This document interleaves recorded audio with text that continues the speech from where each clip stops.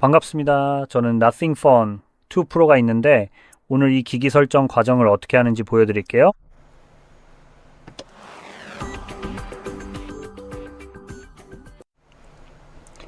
처음 전원을 켜면 제 화면에서 볼 수 있는 것과 동일한 화면이 나타날 것입니다. 여기서 해야 할 일은 원하는 언어를 선택하는 것 뿐입니다. 저는 이미 영어로 선택되어 있으니 영어를 선택하겠습니다. 특히 폴란드를 선택하는 이유는 폴란드가 유럽연합에 속해 있기 때문이고 대부분의 경우 추가적인 혜택이 있기 때문입니다. 기본적으로 유럽연합이 보통 기업들이 좋아하지 않는 법률을 제정할 때가 있습니다. 저는 후회하는 것보다 안전한 게 좋기 때문에 이렇게 선택하고 실제로 여기에서 살고 있습니다. 하지만 제가 여기 살지 않더라도 저는 이 옵션을 선택했을 겁니다. 그 이유는 앞서 언급했듯이 유럽연합이 기업에 매우 불리한 법을 제정할 때가 있기 때문입니다. 그 결과로 기업들이 해당 지역에서만 법을 준수하고 다른 지역에서는 준수하지 않기로 결론을 내릴 수도 있습니다. 그리고 보통 유럽연합은 실제 사람들에게 이로운 법을 제정하는 경우가 많습니다. 그래서 그 법을 다른 지역에는 적용하지 않으면 다른 지역 사람들은 여전히 불이익을 받게 되고 유럽연합만 혜택을 보게 됩니다. 그래서 저는 후회보다 안전한 쪽이 낫다고 생각합니다. 솔직히 이게 어떤 영향을 줄지 저도 모릅니다. 이런 적이 아직 없었으니까요. 시험해 볼 상황도 없었고요. 어쨌든 다음은 여기 있는 작은 접근성 메뉴입니다. 만약 시각에 어떤 장애가 있다면 이 기기를 더 쉽게 보고 사용할 수 있도록 도와주는 다양한 옵션을 확인해 볼 수 있습니다. 예를 들어 글꼴과 디스플레이 크기 같은 것들이 있는데 글꼴 크기나 디스플레이 크기를 변경할 수 있습니다. 여기에는 기본적으로 아이콘 크기, 토글, 그리고 텍스트도 포함됩니다. 또한 텍스트를 굵게 하거나 윤곽선을 넣을 수 있고 확대 기능 같은 다른 옵션들도 있습니다. 선택하여 읽어주기와 토크백이 있는데 만약 토크백이 무엇인지 모른다면 그냥 휴대폰을 직접 사용하는 것과 비슷합니다. 만약 완전히 시각을 잃었다고 해도 위아래로 스와이프하거나 한 번 또는 두 번 탭하는 방식으로 실제로 기기를 사용할 수 있습니다. 이것이 기본적으로 기기 전체를 탐색하는 방법입니다. 어쨌든 전 이 기능들을 안 쓸 겁니다. 이제 화살표를 클릭한 다음 화면에서 다른 기기로 설정해 볼게요. 다른 기기를 꺼내면 여기에 표시되는지 보겠습니다. 아니요. 아마도 제가 테일스케일을 켜놔서 그런 것 같아요. 아, 잠깐만요. 안 켜놨네요. 이상하네요. 보통은 바로 여기쯤에 새 기기를 지금 설정하라는 팝업이 뜨곤 합니다. 대체로 저는 이 기능을 별로 좋아하지 않는데 이게 어플리케이션이나 기타 여러 가지를 옮길 수 있도록 도와주기 위해 만들어진 부분이 있기 때문입니다. 사실 이 기능을 제가 사용할 유일한 이유는 여러분을 돕기 위해서입니다. 그냥 다른 기기에서 사용하던 동일한 계정으로 이 기기에서도 빠르게 로그인할 수 있게 해줍니다. 정말로 화면 잠금 확인하고 숫자 일치만 하면 바로 사용할 수 있게 됩니다. 다른 기기에서 로그인했던 모든 계정이 이제 이 기기에도 로그인된 상태가 됩니다. 이 계정들로 보통 연락처, 통화 기록, 메시지 등도 함께 동기화됩니다. 구글 클라우드에 동기화되어 있기만 하면 됩니다. 동기화가 되어 있지 않다면 계정만 옮겨지고 나머지는 아무것도 가져올 수 없습니다. 그래서 저는 이 방법을 별로 좋아하지 않습니다. 그리고 애플리케이션의 경우 이전 휴대폰에서 플레이스토어를 통해 다운로드했던 앱들은 다시 다운로드 될 수 있지만 플레이스토어 외부에서 설치한 앱들은 이 기기에서는 전혀 나타나지 않습니다. 이제 데이터를 이전하는 더 나은 방법이 있을 수도 있는데 실제로 그런 방법이 있는지 빠르게 확인해 보겠습니다. 아무것도 없네요. 여기에 뭔가 있나요?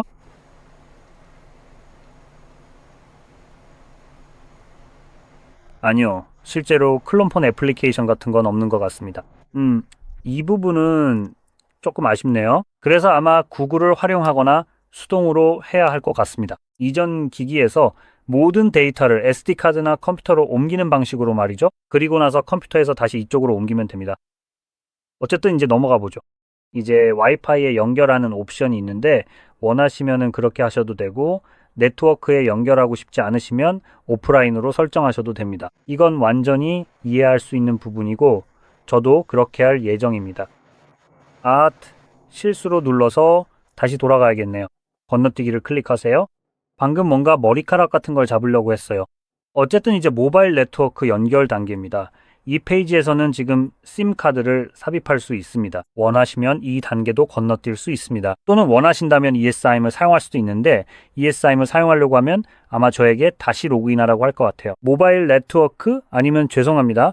와이파이에 연결하라고 할 텐데 보통 이 과정에는 인터넷 연결이 필요하니까요. 실제로 그렇네요. 보시다시피 다시 와이파이에 연결하라는 화면으로 돌아왔어요. 즉 인터넷이 없으면 eSIM을 추가할 수 없습니다.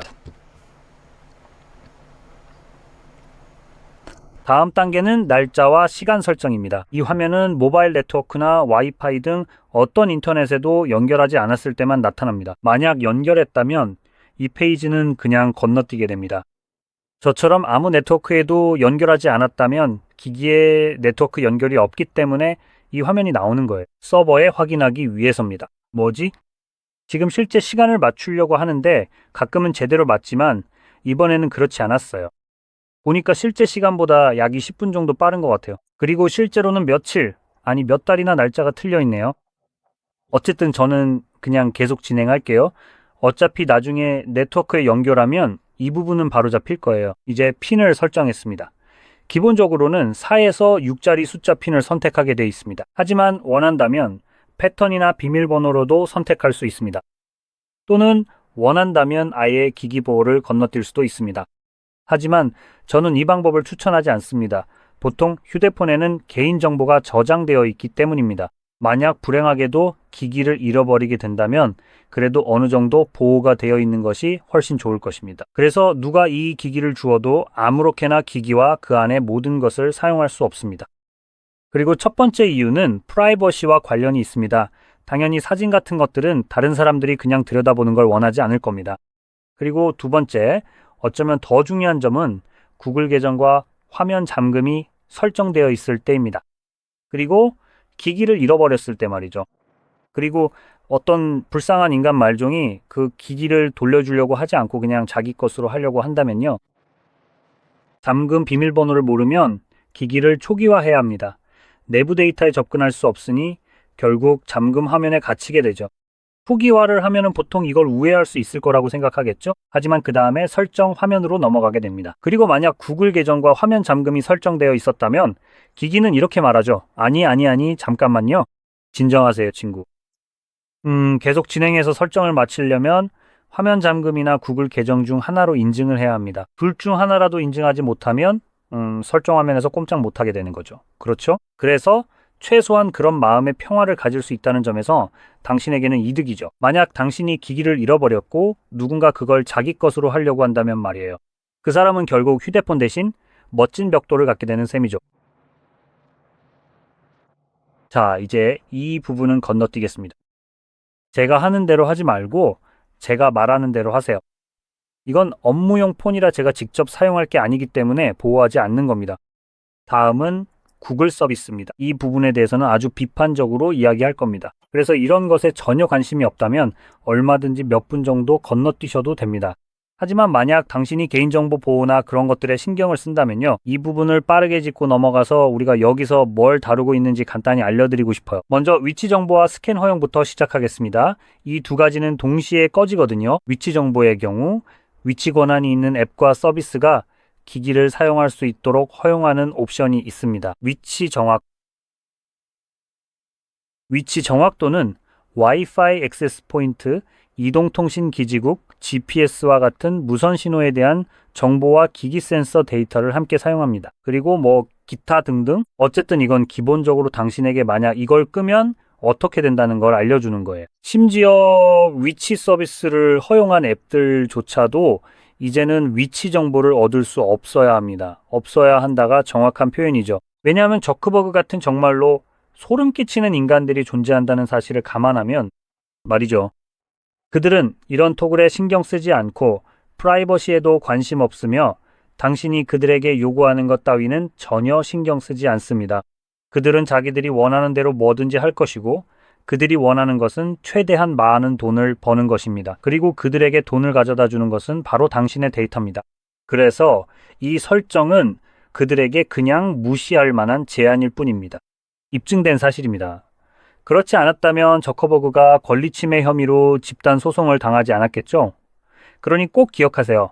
이건 제안일 뿐입니다. 그리고 대부분의 회사들은 이를 따르지 않거나 아니면 정말 교묘하게 숨기는데 능숙합니다. 다음으로 넘어가겠습니다. 스캔 허용 기능은 앱과 서비스가 와이파이나 블루투스가 꺼져 있어도 언제든지 와이파이 네트워크와 주변 기기를 스캔할 수 있도록 허용합니다. 이 문구에 따르면 당신이 와이파이와 블루투스를 껐다고 해도 실제로는 꺼진 게 아니라는 뜻입니다. 그들은 단지 꺼진 척하면서 당신을 완전히 속이고 있는 것입니다. 하지만 실제로는 그렇지 않습니다. 그리고 다시 말하지만 이건 단지 애플리케이션들이 이 기능을 사용하지 못하게 하려는 시도일 뿐입니다. 하지만 우리는 이미 예를 들어 저커버그가 만든 어떤 앱이든 여기서 당신이 뭘 선택했는지 전혀 신경 쓰지 않는다는 걸 알고 있습니다. 그들은 당신이 막으려고 해도 원하는 모든 정보와 어떤 종류의 정보든 얻기 위해 다른 방법을 찾아낼 것입니다. 결국 만약 당신이 애플리케이션들이 특정 정보에 접근하지 못하게 막는다고 해도 그들은 어떻게든 다른 애플리케이션과 연결해서 그 애플리케이션의 권한을 이용해 이 일을 하게 될 것입니다. 혹은 똑같은 짓을 하는 쿠키를 그냥 주는 식이죠. 그래서 이런 것들은 결국 아무 의미가 없습니다. 다음은 사용자 및 진단 데이터 전송입니다. 진단 및 사용 데이터를 구글의 자동 전송에 안드로이드 사용 환경 개선에 활용됩니다. 왜요? 안드로이드 기기 경험을 개선하는 건 제 일이 아니라 구글의 일입니다. 그리고 실제로 여러분의 데이터가 이 목적에 사용되는 것도 아닙니다. 여러분의 데이터는 AI 모델을 훈련시키는 데 사용되고 그 모델들은 결국 여러분에게 팔리거나 여러분의 일자리를 대체하게 됩니다. 그리고 그뿐만 아니라 사실 그게 보통 그들이 파는 방식이죠. 즉, 여러분의 데이터를 가져가서 판매하고 그 덕분에 기록적인 수익을 올리면서 여러분은 또 안에 더 인상된 가격을 지불하게 됩니다. 여기서 인상된이란 더 비싸졌다는 뜻이죠. 그래서 우리는 이걸 바로 꺼버릴 겁니다. 그리고 저는 이 모든 옵션을 끄는 걸 추천합니다. 이게 뭔가를 해서가 아니라, 왜냐하면 구글이나 다른 어떤 회사든 이런 옵션을 꺼두면 만약 그들이 이를 위반해서 집단 소송에 휘말릴 경우 여러분은 최소한 약간의 보상을 받을 자격이 생길 수 있습니다. 보통 큰 금액은 아니지만 뭐 이런 쓰레기 같은 기업이나 저커버그한테서 받을 수 있는 돈이라면 얼마든지 좋죠. 그래서 저는 그냥 이렇게 하라고 추천합니다. 실제로 여러분의 기기 사용에는 아무런 영향을 주지 않아요. 그러니까 이런 것들은 전부 꺼버리시고 다시 이 얘기로 돌아가겠습니다. 여러분이 구글의 데이터를 제공해서 안드로이드를 개선하도록 도울 필요는 없습니다. 안드로이드와 구글이 스스로 안드로이드를 개선해야 하고 그래야 여러분이 다음에 새 폰을 살 때 그걸 선택할 동기가 생기는 거죠.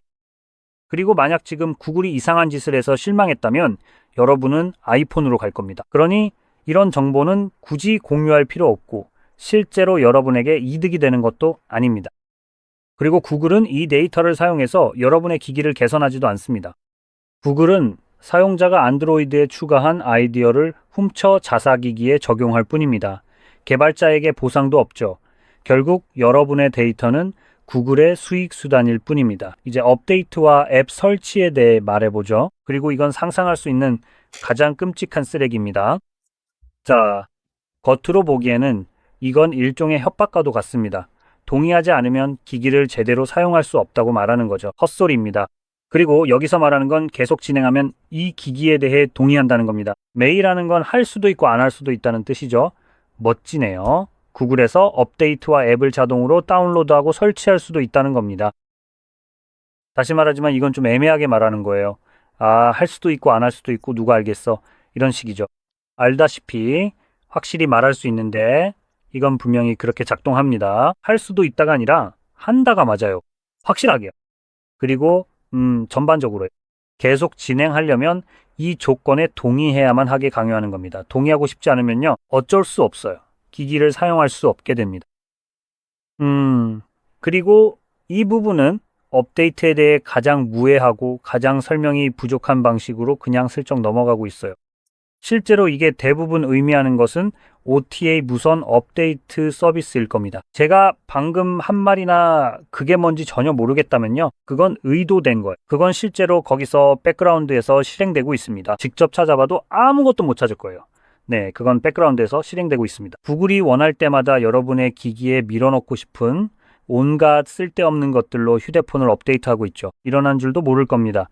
동의 없이 백그라운드에서 진행되니까요. 기기 설정 후 설정에서 각종 업데이트를 끄고 사용할 수 있습니다. 하지만 여기서 언급되지 않은 건 바로 이 오타 무선 업데이트 서비스입니다. 그러니까 미리 말씀드리자면요. 이런 방식은 이미 여러 번 소비자들에게 사용되어 왔고 휴대폰의 경우에는 최근에 소니가 사용한 적이 있습니다. 소니는 엑스페리아 기기를 터무니없이 비싼 가격에 판매해 왔습니다. 소니 카메라에서 나온 알파 카메라의 디스플레이로 사용할 수 있는 휴대폰을 제공한다는 아이디어였죠. 그러니까 USB-C로 그냥 연결하면 휴대폰이 디스플레이가 되는 겁니다. 맞죠? 그리고 그게 판매 포인트 중 하나였고 높은 가격의 이유 중 하나였습니다. 이 디스플레이들은 보정되어 있었고 기본적으로 워크플로우에 맞게 설계되어 있었죠. 하지만 이제는 더 이상 그렇지 않습니다. 소니는 OTA 업데이트 서비스를 통해 강제로 업데이트를 진행해서 이 애플리케이션을 이제 구독제로 전환하기로 결정했습니다. 사람들이 기기를 구입한 지 몇 년이 지난 후에도 그 업데이트가 강제로 기기에 적용되었습니다. 사용자가 원하든 원하지 않든 심지어 업데이트가 켜져 있든 꺼져 있든 상관없이 말이죠. 전혀 상관없었습니다. 그냥 강제로 적용된 거죠. 또한 삼성도 최근에 이런 식으로 강제로 업데이트를 진행하다가 적발된 바 있습니다. $3,000나 하는 그 스마트 냉장고에 말이죠. 네, 이제 그 냉장고에서도 광고가 나오게 될 겁니다. 아마도 여러분의 스마트 냉장고가 충분히 일을 하지 않았다고 생각한 모양이죠. 메모지나 사진을 붙여놓는 것뿐만 아니라 이제는 광고까지 보여주게 됩니다. 정말 놀랍네요. 그리고 최근에는 구글도 이런 방식을 이용해서 말도 안 되는 것들을 강제로 적용할 것으로 예상할 수 있습니다. 이렇게 하면 그들은 자신들의 시스템을 통제해서 자신들이 인증하고 싶은 곳에서 여러분이 원하는 대로가 아니라 그들이 원하는 대로 하도록 강요할 수 있게 됩니다. 제가 구체적으로 말하는 것은 구글이 사용자들에게 거짓말을 하기로 결정했다는 점입니다. 여러분이 원하든 원하지 않든 우리가 여러분을 도와주겠다고 말이죠. 우리는 여러분을 악성 코드 앱으로부터 보호해주겠다고 합니다. 웹에는 그런 앱이 너무 많기 때문에 아예 여러분이 그런 앱을 설치하지 못하게 막겠다는 겁니다. 뭐 예상하신 대로 일이 흘러갔죠? 만약 제가 멍청한 폰을 쓰고 싶었다면 그냥 아이폰을 썼을 겁니다. 그래서 그들은 이 정책을 철회했다가 다시 또 철회한 걸 번복해서 원래대로 돌렸습니다. 우리는 그 기능을 없앨 거라고 했고 또다시 사람들이 엄청나게 반발했습니다. 그래서 구글은 이제 해결책을 찾았다고 말하죠. 이 시점에서요. 그들은 생각을 3번이나 바꿨습니다. 전 그들을 안 믿어요. 분명히 그들은 그 부분을 통제하며 사용자들로부터 최대한 많은 돈을 뜯어내려 하는 것 같습니다. 그리고 이 일에서 역겨운 점 중 하나는 그들이 여러분이 플레이스토어 외부에서 애플리케이션을 설치하지 못하게 막으려고 한다는 사실입니다. 그게 말이죠. 이미 좀 말도 안 되는 일이잖아요. 하지만 더 나아가 그들은 애플리케이션을 만드는 사람들이 오직 플레이스토어에만 앱을 올리도록 유도하려고 하고 있습니다. 그리고 그들은 적어도 처음에는 사람들이 플레이스토어 외부에서 애플리케이션을 설치하지 못하게 막으려고 했습니다. 만약 애플리케이션이 구글에서 서명되지 않았다면, 즉 앱 개발자로서 구글에 가서 구글 아버지 제 애플리케이션에 서명해 주실 수 있나요? 사람들이 설치할 수 있게요? 라고 해야 하는 상황이 되는 겁니다. 그러면 구글은 그래 물론이지 $50랑 네 모든 개인정보만 내놔 멍청아 라고 하죠. 그래야 내가 원할 때 언제든 널 찾을 수 있으니까. 그리고 내 모든 정보를 받아서 내가 팔 수도 있잖아. 실례지만 이게 대체 뭐죠? 이런 식으로 여전히 남아 있습니다. 이제는 애플리케이션을 설치할 수 있지만 개발자들은 여전히 멍청한 이유로 자신의 개인정보를 내줘야 합니다. 아무튼 이제 다음으로 넘어가죠. 저도 그래요. 여기서 이걸 까내리느라 꽤 많은 시간을 썼네요. 자, 이제 약관이 나옵니다. 중요한 내용이 있고 최종 사용자 라이선스 계약과 개인정보 처리 방침이 있습니다. 여기서 2가지 모두를 눌러서 여러분이 동의하는 내용이 뭔지 정확히 읽어볼 수 있습니다. 하지만 솔직히 말해서 우리 중 아무도 그 약관을 한 글자도 읽지 않으니까 그냥 동의하죠. 다음으로는 경험 개선 프로그램, 그러니까 사용자 경험 프로그램이 있습니다. 세상에, 왜 이 말을 이렇게 어렵게 했는지 모르겠네요. 아마 구글에 대한 분노가 충분해서 저를 더 무능하게 만든 것 같아요. 기본적으로 이 프로그램은 제품 사용 데이터를 수집하는데 결국 구글이 하려던 똑같은 헛소리입니다. 이제 그걸 끄고 시스템 안정성 프로그램으로 넘어가죠. 시스템 안정성 프로그램에 참여하면 문제 해결에 도움이 된다고 합니다. 아무것도 항상 더 빠르죠. 괜찮아요. 사양할게요. 저도 다른 사람들처럼 정보를 돈 주고 살 수 있고 데이터는 필요 없어요. 알림, 서비스와 제품 업데이트 알림을 활성화하세요. 아니요, 이런 건 받고 싶지 않아요. 이건 결국 현실적으로 광고일 뿐이죠. 넘어가서 글리프 인터페이스를 만나거나 뭐 그런 걸 만나보죠. 잘 모르겠네요. 뒤쪽에 혹시 픽셀 디스플레이가 있습니다. 이 부분은 따로 다루지 않을게요. 이 디스플레이에 관심 있으시다면 뭐 그거면 좋죠. 그냥 직접 경험해보고 설정하고 뭐 그런 거죠. 저는 그냥 넘어갈게요. 이건 제 전문 분야가 아니에요. 다음은 에센셜 키인데 바로 이 옆에 있는 버튼이에요. 사실상 애플이 가지고 있는 버튼을 그대로 복사한 거죠. 그냥 애플이 예전에 썼던 스위치로 했으면 됐을 텐데 뭐 어쨌든요. 이제 이 버튼에 여러 가지 기능을 설정할 수 있어서 다양한 동작을 할당할 수 있습니다. 그런데 여기서 바로 설정할 수 있을까요? 한번 볼게요. 아니요, 할 수 없네요. 알겠어요? 그래서 그건 설정해서 해야 될 것 같아요. 좋아요. 어쨌든 적어도 애플은 이 버튼이 어떤 역할을 할지 선택할 수 있는 옵션을 제공하죠. 타일을 선택하세요. 그래서 우리는 Nothing OS가 있고 약간 흑백 혹은 그냥 흑백 아이콘, 어두운 부분이 많거나 아니면 기본 또는 반기본 스타일이 있어요. 안드로이드요. 있잖아요. 저는 Nothing 스타일이 마음에 들어요. 그래서 그냥 그걸 선택할게요. 그리고 나서 설정 완료를 누르면 짜잔 이렇게 기기 설정이 끝났어요. 대략 이 정도입니다. 그냥 좀 긴 설정 과정이었네요. 하지만 저는 구글의 번거로운 부분이나 그 안에 숨어 있는 것들에 대해 깊이 들어가고 싶진 않았어요. 아까 말했던 것처럼요. 요즘은 거의 모든 나라에서 개인정보 보호 측면에서 그리고 기업들은 데이터 수집과 통제에 있어서 어디까지가 허용되는지 계속해서 한계를 밀어붙이고 있어요. 저는 이제 정말 충분하다고 생각해요. 그러니까 여러분이 도대체 뭘 동의하고 있는지 꼭 알고 계시는 게 좋습니다. 아무튼 이 영상이 도움이 되셨길 바라고 도움이 되셨다면 좋아요와 구독 꼭 눌러주시고 시청해주셔서 감사합니다.